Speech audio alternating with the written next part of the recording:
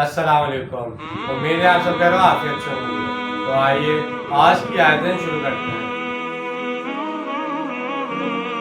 بسم اللہ الرحمن الرحیم۔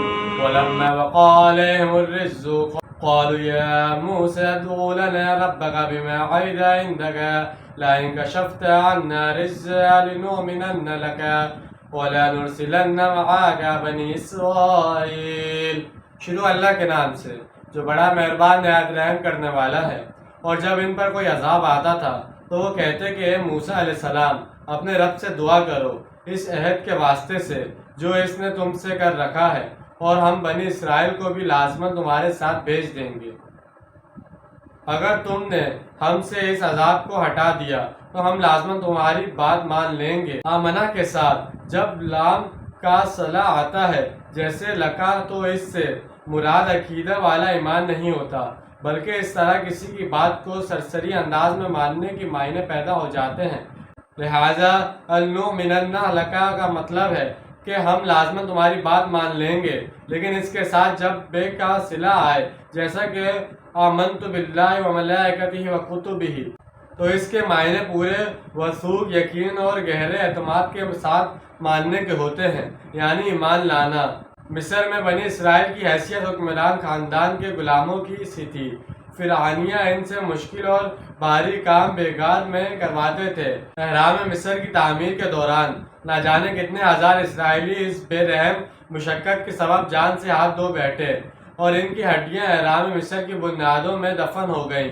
اہراموں کی تعمیر کے دوران سینکڑوں من وزنی چٹانیں اوپر کھینچی جاتی تھی۔ اس دوران اگر کوئی چٹان نیچے گر جاتی تو اس کے نیچے سینکڑوں اسرائیلی پس جاتے، چونکہ وہ لوگ فرعون کے مفت کے کارندے تھے، لہٰذا وہ ان کو آسانی سے چھوڑنے والا نہیں تھا۔ لیکن ان آیات سے پتہ چلتا ہے کہ یکے بعد دیگرے آنے والے عذاب سہ کر فرعون اور اس کے امراء کا غرور و تکبر کچھ کم ہوا تھا۔